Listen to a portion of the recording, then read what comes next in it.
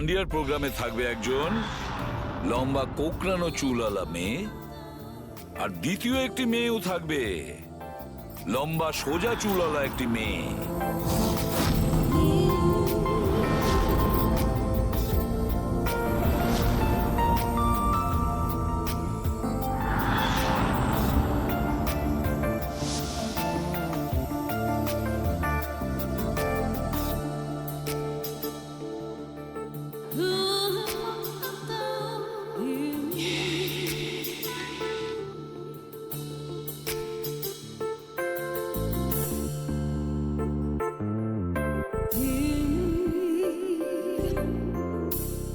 এখন এই নকল চুলের এক্সটেনশন আসল বলে মনে হচ্ছে।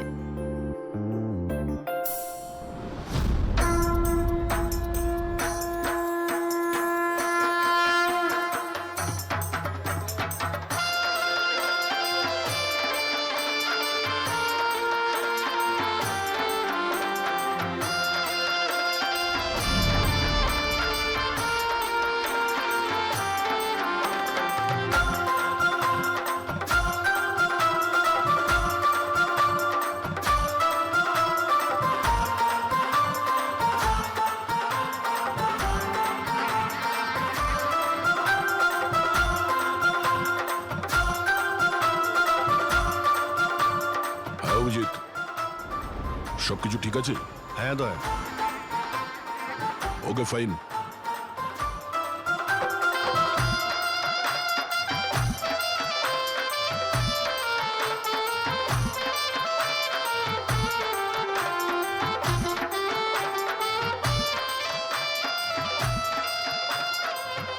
High ma'am. হাই। ওয়াও, আপনি তো খুব সুন্দরী। আপনার মেকআপ খুব সুন্দর হয়েছে। স্পেশালি আপনার কার্লি হেয়ার খুব সুন্দর লাগছে। Thank you. You welcome.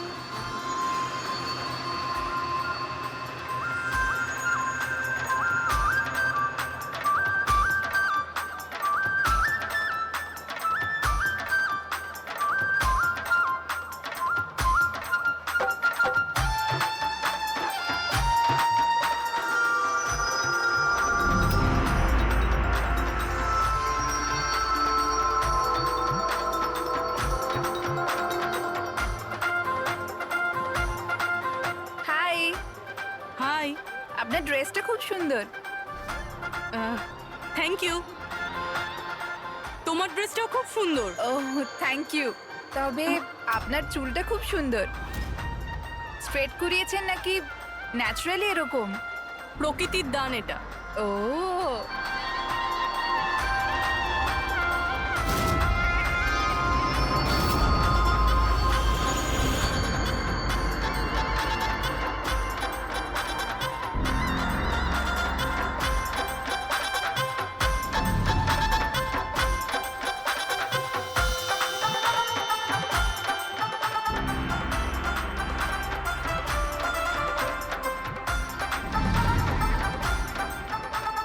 শোনো, আমার পাশে একটা ছেলে ডান্স করছে, একটু গন্ডগোলের মনে হচ্ছে।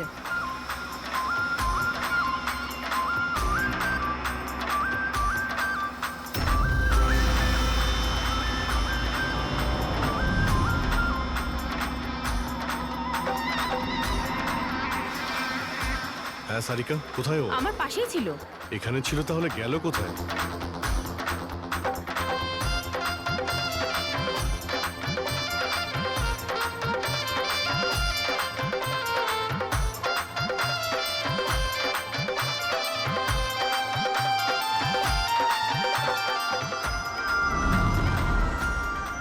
রবি, স্যার। তুমি যাও, আমি তোমার পিছনেই আছি, ডোন্ট ওয়ারি। Okay sir.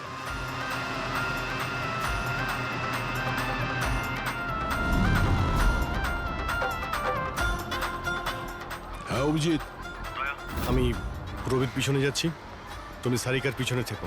ওকে, আমি সারিকার পেছনে যাচ্ছি। ওকে।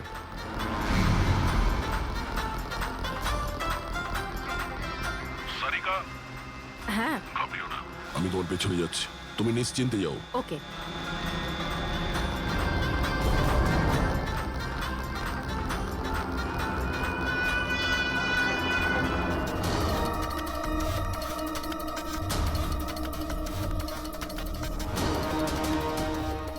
ওফো, এখানে তো কোনো অটো বা ট্যাক্সি কিছুই পাচ্ছি না। মনে হচ্ছে বাড়ি পায়ে হেঁটেই যেতে হবে।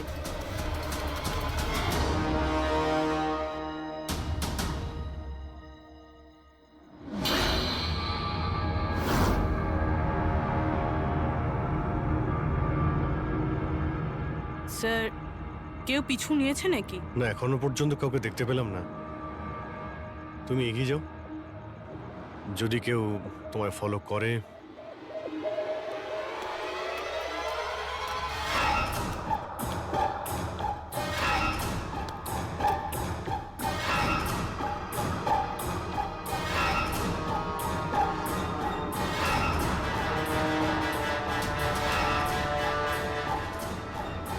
দয়া, আমার মনে হয় কেউ আমাকে ফলো করছে। কাউকে দেখতে পাচ্ছ? না সারিকা, অল ক্লিয়ার। ওকে।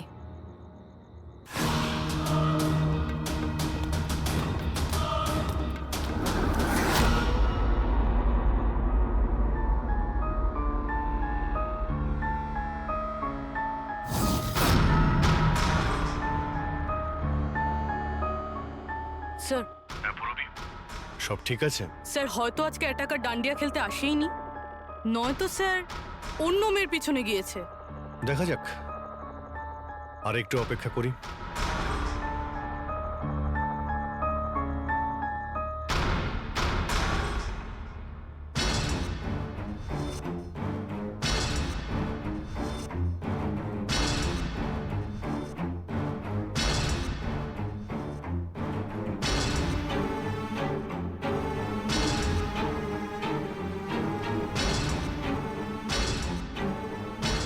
সারিকা, সব ঠিক আছে?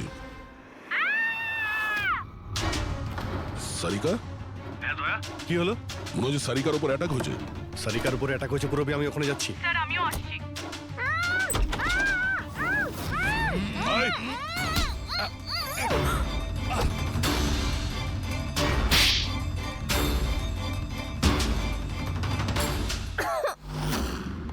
ও নো, সারিকা তুমি ঠিক আছো? হ্যাঁ, হ্যাঁ, আমি ঠিক আছি। হট!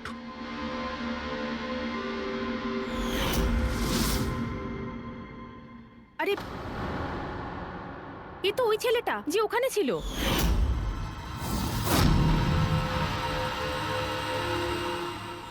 চুল কাটার প্রচুর শখ তোর, হ্যাঁ? তোর জন্য সেলুন খোলাচ্ছি আমরা।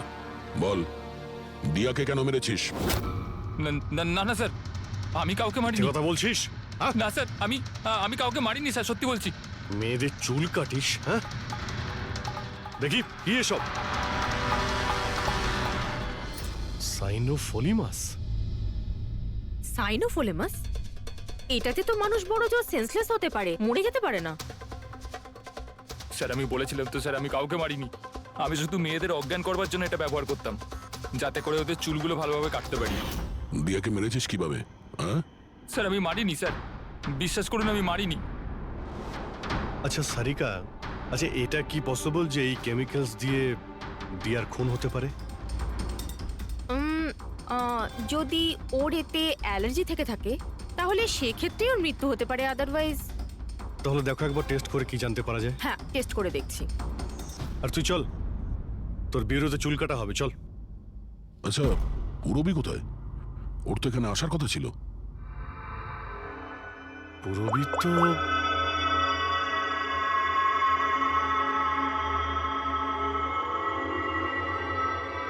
ও তো ফোন তুলছে না। পুরবি ল্যান্ডলাইনে ট্রাই করো।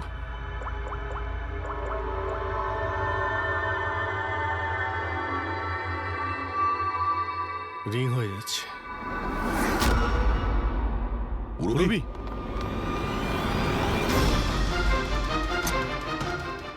পুরবি, আচ্ছা অপরাধী তো আমাদের সঙ্গে ছিল, তাহলে এগুলো করলো কে? তার মানে দুজন রয়েছে। আর দুজনে একই রকমের অপরাধ করছে। পুরবি, রবি, ঠিক আছো? কি হয়েছিল? স্যার, ঠিক ওই রকমই হয়েছে। প্রথমে বাড়ির লাইট চলে গেল, আর তারপর আমার চোখে একটা তীব্র আলো পড়লো, আর আমি অজ্ঞান হয়ে গেলাম। কি? কিন্তু স্যার, এই সব কিছু কিন্তু একটা মেয়ে করছিল। মহিলা? ওখানে ছেলে আর এখানে মেয়ে, ব্যাপারটা কি? কোনো ব্যাপার না, চুল তো কেটে নিয়েছে, এবার এই কাটা চুল দিয়েই ওকে আমরা খুঁজে বের করব।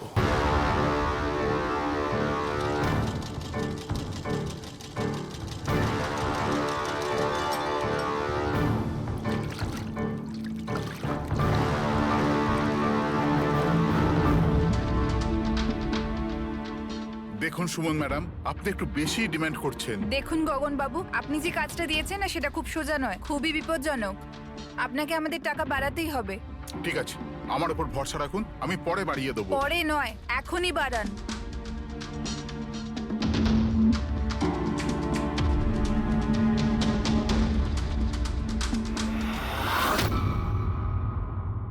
এটা কি গগন স্যার?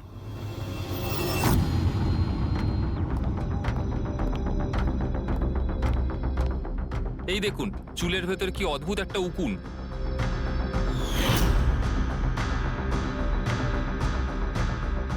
আগে কখনো এরকম উকুন দেখিনি। আর দেখবেও না, কারণ এই উকুনগুলো সিআইডির হয়ে কাজ করে, আর এর নাম হলো মাইক্রোস্কোপিক ট্র্যাকিং ডিভাইস। আর এই জন্যই আমি তোমাকে আমার চুল কাটতে দিয়েছি, যাতে এটার সাহায্যে এখানে পৌঁছতে পারি আর জানতে পারি আসলে ব্যাপারটা কি।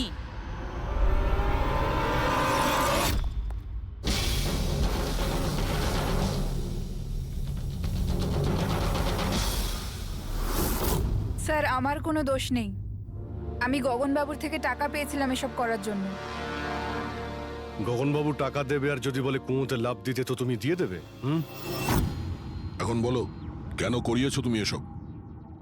আমি যে কথাগুলো বলবো সেটা একটু আশ্চর্যজনক আপনার নিশ্চয়ই লাগবে, কিন্তু এটা সত্যি যে আমাদের ব্যবসায় মানুষের চুলের দাম সোনার দামের থেকে কম নয়। কোটি কোটি টাকা রোজগার হয় এখান থেকে। উইক্স, হেয়ার এক্সটেনশন, নকল আইল্যাশেস, ফার্টিলাইজার আর অ্যামিনোসিডের মতো প্রচুর জিনিস তৈরি হয়। স্যার, আপনি ভাবতেও পারবেন না যে এই চুল দিয়ে কি কি তৈরি করা যায়। হ্যাঁ, ঠিক আছে ঠিক আছে, তুমি অনেক জ্ঞান দিয়েছো, কাজের কথা এসো। এসব কেন করছিলে? এই পুরো শহরে এই একটাই ফ্যাক্টরি আছে যে হেয়ার প্রসেসিং এর কাজ করে। সবকিছুই ঠিকঠাক চলছিল, কিন্তু হঠাৎ এই মানুষের চুলের সাপ্লাই কমে গেল। এই শহরের মেয়েদের মনে হঠাৎ করে এই ধারণাটা কি করে চলে এলো যে চুল বড় করতে হবে, আর সবাই চুল বড় করতে লাগলো। এই সময় আমি ভাবলাম যে কিছু একটা এরকম প্ল্যান করতে হবে যাতে এই মেয়েরা নিজে থেকেই চলে আসবে নিজেদের লম্বা চুল ছোট করবার জন্য। তাই তুমি ভাবলে যে এমন একটা ভয় তৈরি করা যাক শহরে, যাতে মেয়েরা ভয় পেয়ে গিয়ে নিজেই নিজেদের চুল কেটে ফেলে, হ্যাঁ? আর তোমার জন্য লাভই লাভ। হ্যাঁ, আর সেই জন্যই এই কাজের জন্য আমি দুজন লোককে রেখেছিলাম, সুমন আর রাজু। স্যার, আমরা দুজন ডান্ডিয়াতে গিয়ে লম্বা চুলওয়ালা মেয়েদের খুঁজি। আমি স্ট্রেট চুলওয়ালা মেয়েদের, আরও কার্লি চুলওয়ালা মেয়েদের। আমরা ওদের পিছু নিয়ে ওদের বাড়ি অবধি যাই। 800 লুমিনের জোরালো আলোর ফ্ল্যাশ লাইট ওদের চোখে আমরা ফেলি। তারপরে আমরা কেমিক্যাল দিয়ে ওদের অজ্ঞান করি, ওদের চুল কাটি, তারপর আমরা ওখান থেকে পালিয়ে যাই। ঠিক আছে, এটা তো বুঝলাম কেন আর কিভাবে করতে, কিন্তু এইসব করতে গিয়ে দিয়াকে খুন করলে কেন? স্যার, আমি মারিনি ওকে, জানি না কি করে মারা গেল। হয়তো সেই সমস্ত কেমিক্যালের জন্য, যা দিয়ে তোমরা মেয়েদের অজ্ঞান করতে। হয়তো ওই কেমিক্যালের জন্য ওর অ্যালার্জি হয়, আর তাতেই ওর মৃত্যু ঘটে। স্যার, আমি কি করে জানবো যে ওর অ্যালার্জি ছিল? আর এরকম আপনারা আমায় মিথ্যে খুনের মামলায় গ্রেফতার করতে পারেন না।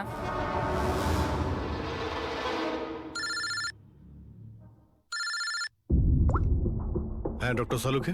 অভিজিৎ, আমি ওই মেয়েটার বডিটা টেস্ট করেছিলাম। ভাই, ওর তো জেলোফলিমাস নামের কেমিক্যালের কোনো অ্যালার্জি নেই। অভিজিৎ, দিয়ার মৃত্যু হয়েছে গলা টেপার কারণে।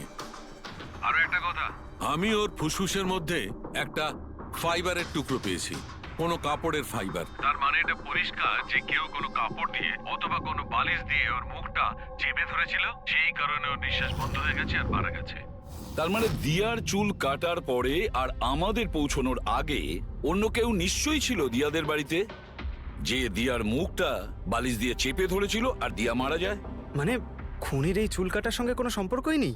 হ্যাঁ পঙ্কজ, এই খুনি অন্য কেউ, অন্য কেউ। খুনি ওদের দুজনের মধ্যেই কেউ একজন, ওদের দুজনের মধ্যে,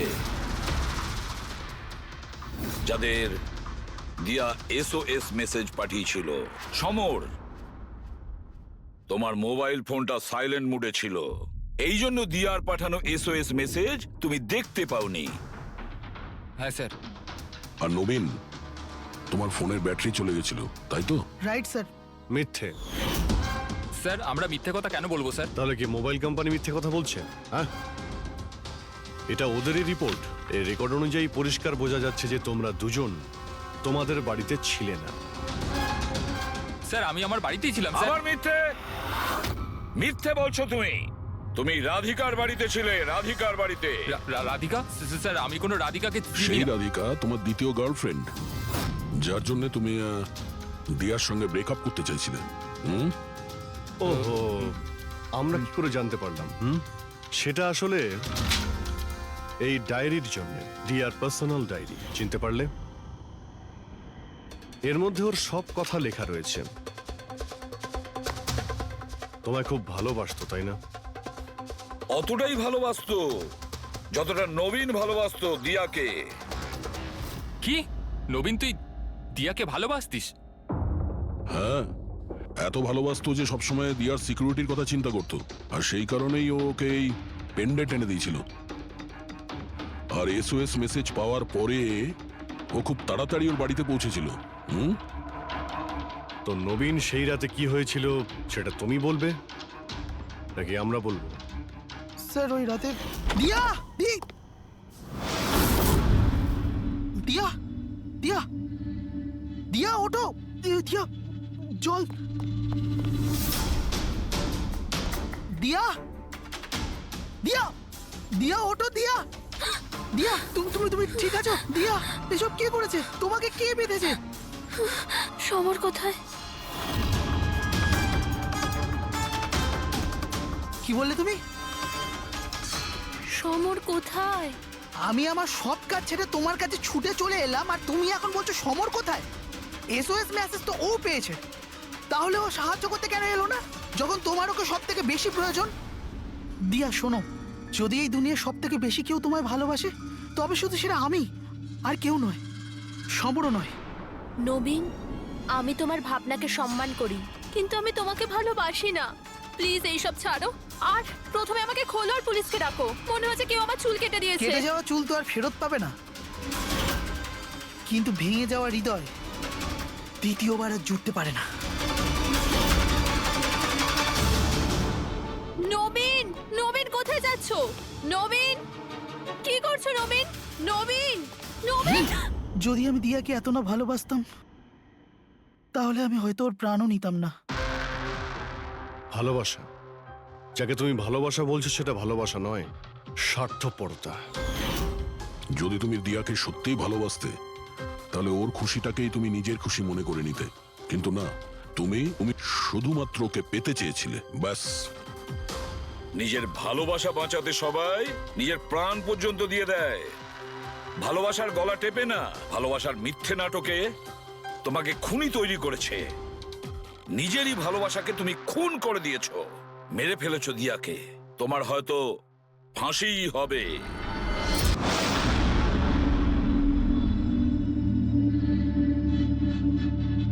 ও গড, এই পলিউশনও না আমার স্কিন খারাপ করে দিচ্ছে।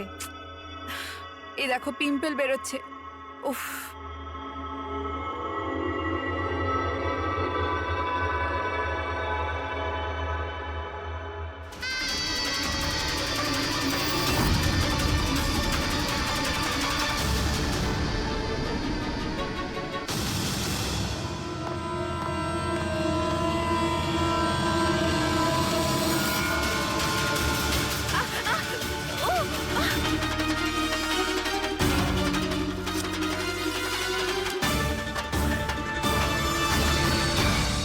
স্যার, প্রথমে তো আপনাকে ধন্যবাদ জানাই যে আপনি আমাদের ডকুমেন্টারিতে অংশগ্রহণ করতে রাজি হয়েছেন।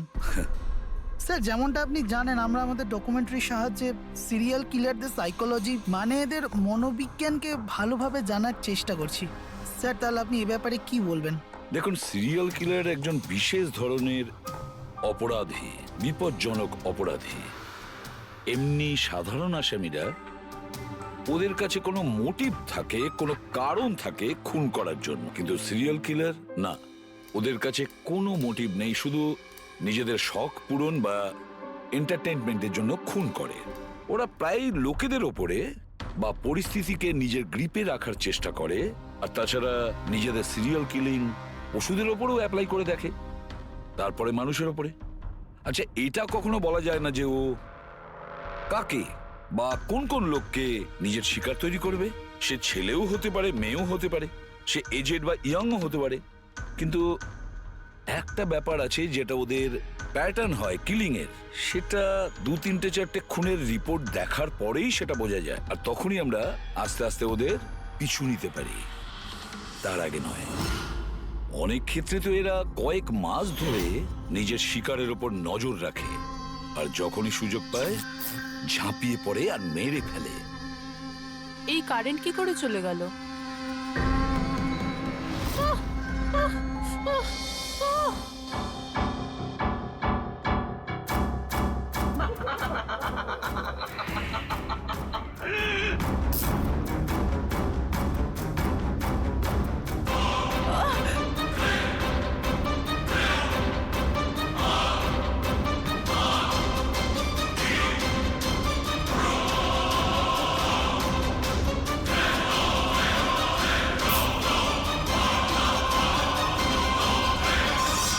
ওহ গড, এই কারেন্টটা এখনই যাওয়ার ছিল।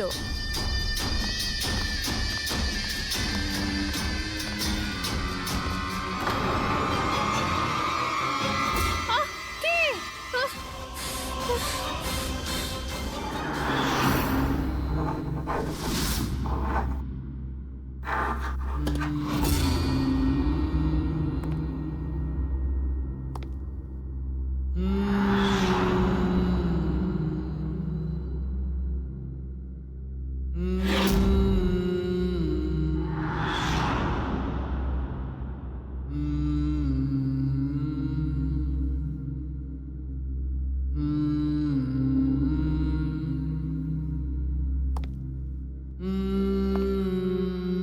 অনেকবার দেখা গেছে খুনিরা ভিকটিমের জিনিসও সঙ্গে নিয়ে গেছে।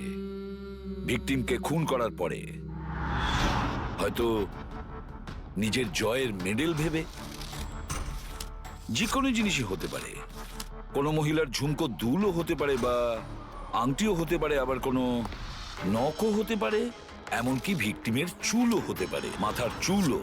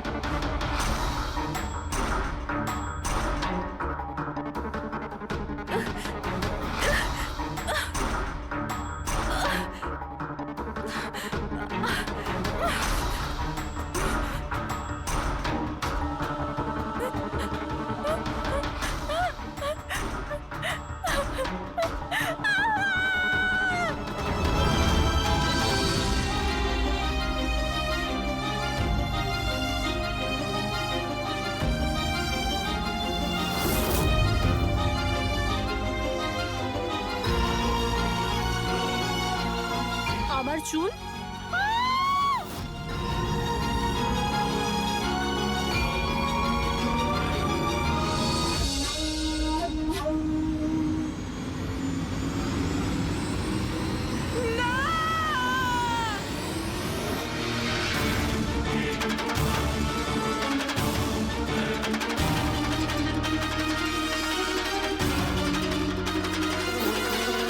সিরিয়াল কিলার্স এরা সবসময় একা থাকতে পছন্দ করে, ওদের কোনো বন্ধু হয় না।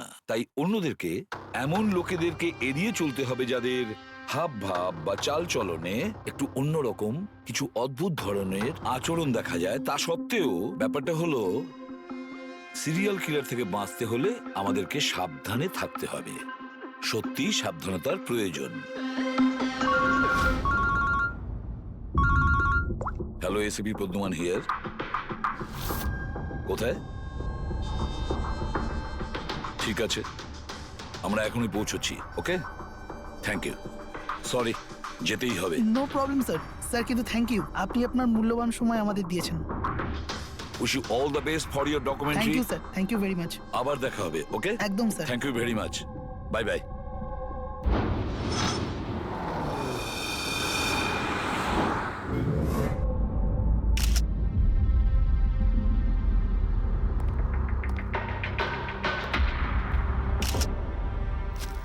নিয়ে যাও। সালুকে দেখে কি মনে হচ্ছে?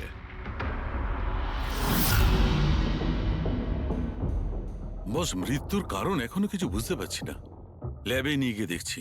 আর ডক্টর, এই চিহ্ন? হ্যাঁ দয়া, এই যে চেয়ারে বাঁধা ছিল দড়ি দিয়ে, তারই চিহ্ন এটা। বস, আমি যাচ্ছি, ল্যাবে গিয়ে চেক করছি। স্যার, দিয়া এই পেন্ডেন্টটা পড়েছিল। কোনো বিশেষ লোকের কি এটা? স্যার, এই পেন্ডেন্টে জিপিএস বেস সেফটি অ্যালার্ম আছে।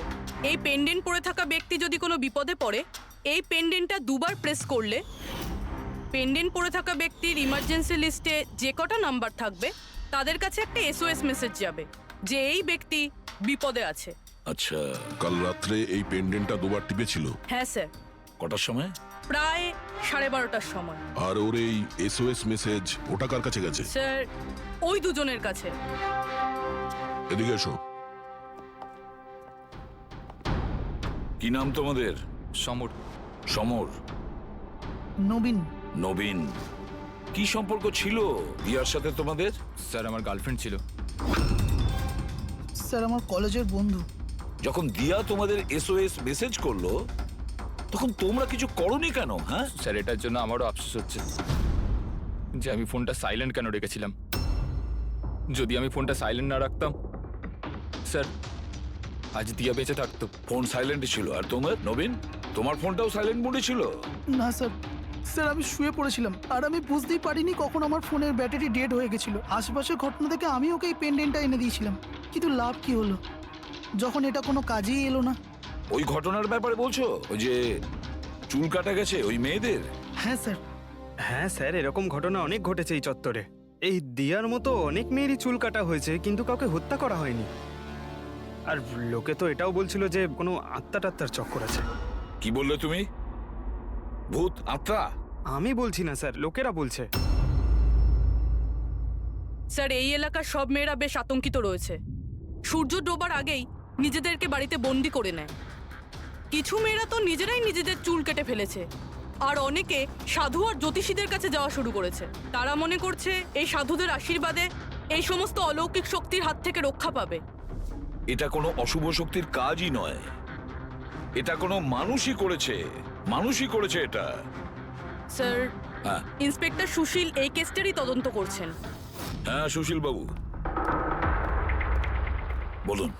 স্যার, কিছু বুঝতে পারছি না। এ প্রচুর মেয়ের চুল কেটেছে, কিন্তু মেরেছে শুধু একজনকেই। শুধু একটা মেয়েকেই মেরেছে? হ্যাঁ, কি বলতে চাইছেন আপনি? আরো মেয়েদের মারা উচিত ছিল? আমাদের লজ্জা করা উচিত। আমাদের থাকা সত্ত্বেও একটা মেয়ের জীবন চলে গেছে।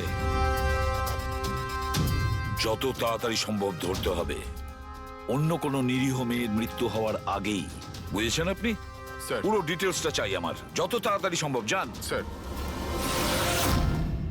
স্যার, হ্যাঁ ফেডরিক, এই নিন এই পুরো কাণ্ড কারখানার সমস্ত ফাইল। ইন্সপেক্টর সুশীল এই মাত্র পাঠিয়েছেন। কটা ফাইল পাঠিয়েছে? 8টা। দয়া, অভিজিৎ, ফাইলগুলো ভালো করে স্টাডি করো, চেক করো, দেখো। আর প্রত্যেকটা মেয়ের সাথে কথা বলে দেখো, জিজ্ঞাসা করো ওদের সাথে কি করা হয়েছে। দিয়া ছাড়া আর কোনো মেয়ের যেন প্রাণ না যায়। অদিতি, আপনি বলেছিলেন যে আপনি বিছানায় বসে লাইট অফ করেছিলেন, তারপর কি হয়েছিল? স্যার, হঠাৎ করে একটা জোরালো আলো আমার চোখে পড়লো, আর তারপরে কি হলো আমার কিচ্ছু মনে নেই। আমার শুধু ওই উজ্জ্বল আলো মনে আছে, তার বেশি আর কিচ্ছু নয়। আচ্ছা, তারপরে কি হয়েছিল? ঘরের আলো বন্ধ হয়ে যাওয়ার পর আমার চোখে একটা জোরালো আলো পড়লো, আর তারপর আমি আর কিছু দেখতে পাচ্ছিলাম না। আমার চোখ একদম ধাঁধিয়ে গেছিল। আচ্ছা, জ্ঞান ফিরে আসার পরে কি হয়েছিল? যখনই আমার চোখটা খুললো আমি দেখলাম কেউ আমার চুল কেটে নিয়েছে। আমি চেঁচালাম আর তারপর আমি পুলিশকে কল করলাম। হ্যাঁ স্যার, আমিও একটা খুব জোরালো আলো দেখেছিলাম। যেরকম টিভিতে দেখেছিলাম সব মেয়েদের সাথে হয়েছে, ওরকম আমার সাথেও হয়েছে। ওই ভূতটা আমার চুল সব কেটে দিয়েছে। ভূত নয়, অপরাধী। এই এই আপনার হাতে কি রয়েছে? স্যার, আমার চুল। আপনার চুল? ও অপরাধী তোমার চুল কেটে নিজের সঙ্গে নিয়ে যায়নি? না তো।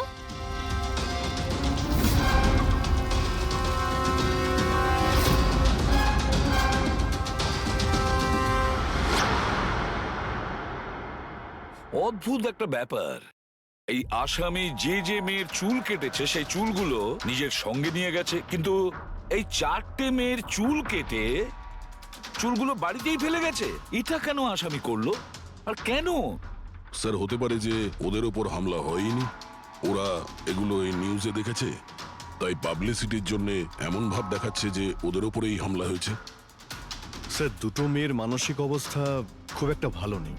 ওদের ভুল ধারণা হয়েছিল ওদের সঙ্গে এরকম কিছু হয়েছে, কিন্তু সেরকম কিছু হয়নি। তার মানে শুধু 4টে মেয়ের ওপরে হামলা হয়েছে? অদিতি, বাণী, চিত্রা আর ঈশা। Yes sir. একটা কাজ করি আমরা আবার নতুন করে শুরু করি যেখান থেকে এসব শুরু হয়েছিল।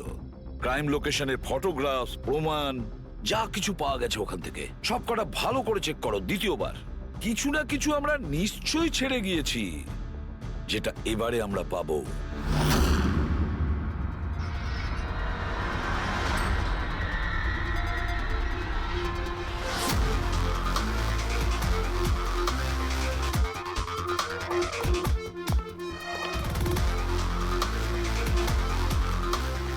অদিতি, বাণী,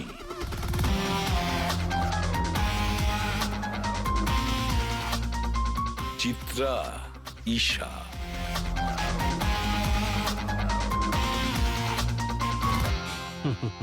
পেয়ে গেছি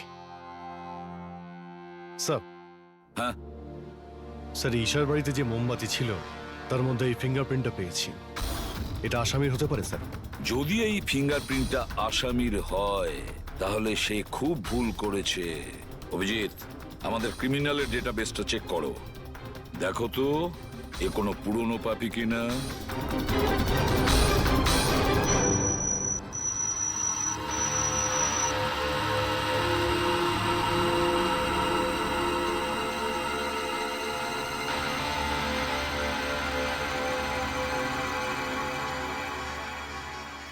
স্যার, হ্যাঁ বলো। স্যার, এ তো পুরনো পাপি, কিন্তু 17 বছর বয়স।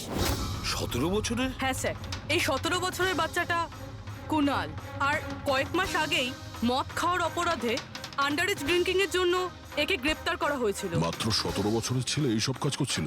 এটা তো ওর সাথে দেখা করলেই জানা যাবে। এমনিতে তো সিরিয়াল কিলাররা অ্যাডিকশনের মধ্যেই থাকে, নেশা করে, ড্রাগস নেয়। এ থাকে কোথায়? স্যার, এ চুনাপট্টিতে থাকে। চুনাপট্টি? তাহলে আর দেরি কেন, দেখা করে আসো ওর সাথে চুনাপট্টিতে। বিশ্বাসই হচ্ছে না, একটা 17 বছরের ছেলে এইসব কাজ করছে কি করে?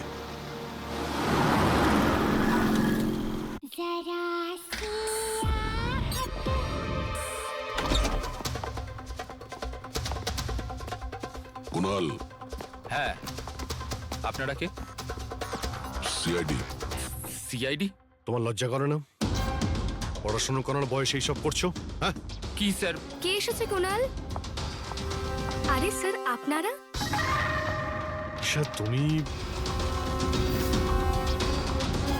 এখানে কি করছো? স্যার, এটা আমার মাসির বাড়ি, কিন্তু আপনারা এখানে? কুনালের সঙ্গে দেখা করতে এসেছি। কুনাল এ আমার কাজিন স্যার। কাজিন? তুই তোর কাজিনের চুল কেটেছিস? স্যার, স্যার আমি তো স্যার ঈশা দিদির সাথে একটু মজা করেছিলাম স্যার। স্যার, আমি ওই চুল কেটে দেওয়া লোকটার ব্যাপারে নিউজ পেপারে পড়েছিলাম স্যার। আমি ভাবলাম এই মজাটাও একটু ঈশা দিদির সাথে করা যাক। মা মা আমার চুল, আর মা আমার সব ও চুল চিল্লে কেটে চিল্লে দিয়েছে। সারা বাড়ি মাথায় তুললো আর পুলিশকে ফোন করে দিল স্যার। আমি ভয় পেয়ে গেছিলাম স্যার, সেই জন্য আমি ওই চুলগুলো ফেলে দিলাম স্যার, আর চুপচাপ বাড়ি থেকে বেরিয়ে গেলাম স্যার। তুই এত বাজে মজা করেছিস আমার দিদি সাথে, সরি, আমি তোকে কখনো ক্ষমা করব না, কখনো সরি নয়। সরি দিদি সরি স্যার। স্যার আমি শুধু ঈশা দিদির চুল কেটেছিলাম স্যার, বাকি কোনো মেয়ের চুল কাটিনি আমি স্যার। আমরা তোমার কথা বিশ্বাস করবো কি করে? হ্যাঁ? আপনি চাইলে আমার মাকে জিজ্ঞেস করে নিন স্যার, যে দিন ওই ঘটনাগুলো ঘটেছে ওই দিন আমি বাড়িতেই ছিলাম স্যার। তোর সব জিনিসটা মজা লাগে না জানিস, যখনই ওই মুহূর্তের কথা ভাবি ভয়ে বুকটা আমার কেঁপে ওঠে। দিদি সরি দিদি তোমার সরি। ভাগ্য ভালো যে আমরা তোমাকে অ্যারেস্ট করছি না। নিজের স্বভাব পরিবর্তন করো, নাহলে ভবিষ্যতে বড় সমস্যায় পড়বে তুমি।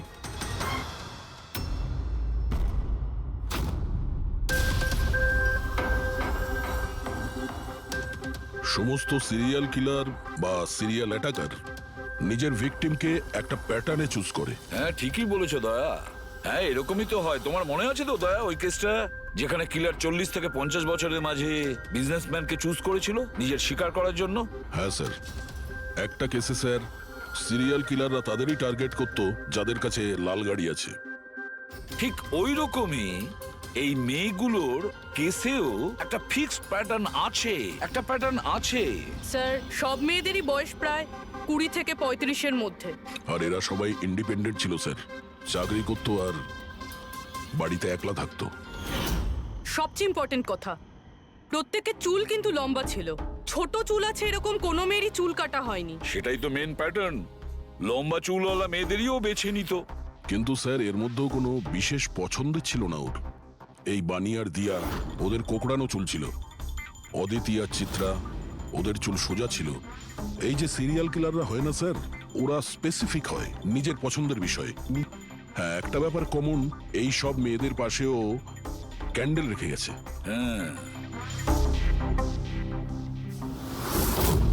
এই নটটা দয়া, একটা ব্যাপার নোটিশ করেছো তুমি? কি হয়েছে স্যার?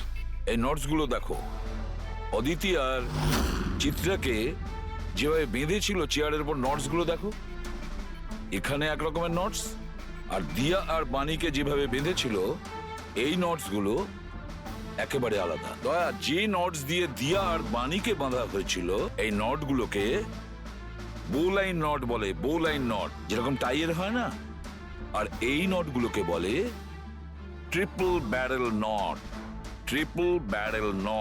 কেউ কাউকে যদি বাঁধে স্যার, তাহলে তো একই রকম গিট ব্যবহার করবে, কিন্তু ও দু ধরনের গিট ইউজ করেছে। এটা মনে হচ্ছে যে আমাদের ভুল বোঝানোর চেষ্টা করছে, কিংবা এর মানসিক পরিস্থিতি ঠিক নয়, স্কিউজোফেনিক আছে ওর। হ্যাঁ কিন্তু দয়া, সবার আগে আমাদের এটা জানতে হবে ও শিকারগুলো বাছে কি করে আর কখন বেছে নিত, আর ও শিকার বেছে নিত কোন জায়গায়। হয়তো সব মেয়েরা একই অফিসে চাকরি করত, একই জিমে যেত বা একই বিউটি পার্লারে যেত, কোনো না কোনো একটা সূত্র নিশ্চয়ই আছে, আর যেটা এদের সবাইকে এক করে দিয়েছে। কিন্তু কি? স্যার এই দিয়ার বন্ধু সমর আর নবীন, ওদের বক্তব্য যে রাতে দিয়া খুন হয় ওই রাতে ওরা নাকি ডান্ডিয়া খেলতে গেছিল প্রেমাল গ্রাউন্ডে। প্রেমাল গ্রাউন্ড? হ্যাঁ স্যার, চিত্রা ওখানেই গেছিল ডান্ডিয়া খেলতে, যেই রাতে ওর চুল কাটা হয়েছিল। অদিতি আর বাণী, খোঁজ নাও তো পঙ্কজ যে ওরা প্রেমাল গ্রাউন্ডে গিয়েছিল কিনা।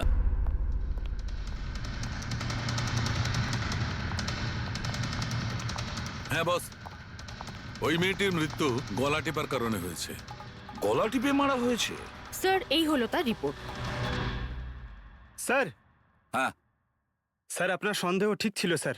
অদিতি আর বাণী সেই রাতেই ডান্ডিয়া খেলতে গেছিল যে রাতে ঘটনাটা ঘটেছিল। তার মানে হলো দয়া, আসামি প্রেমেল গ্রাউন্ডে যেত ডান্ডিয়া প্রোগ্রামে, আর কোন লম্বা চুলওয়ালা মেয়েকে ও বেছে নিত নিজের শিকারের জন্য। ওখান থেকে বেরোনোর পর ওকে ফলো করে আর সুযোগ পেয়েই কাজ হাসিল করে নেয়। তাহলে তো একে ধরা কঠিন নয় দয়া। সেটা কি করে স্যার? ফেডরিক, ইঁদুরকে ধরার জন্য তাকে লোভ দেখানো হয়, তারপরে ওকে ট্র্যাপে ধরে ফেলে, আর ব্যাস। ঠিক ওই রকমই শিকার ঠিক ঘুরে ফিরে আসবে প্রেমাল গ্রাউন্ডে ডান্ডিয়া প্রোগ্রামে। আর আমরা তার অপেক্ষা করব।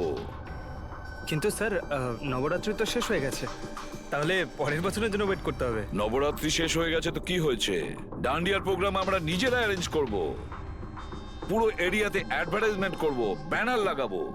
আর এইবার আসামির জন্য শিকার আমরা তৈরি করব, আমরা। কিভাবে স্যার? সিম্পল ব্যাপার ফেডরিক, এবারে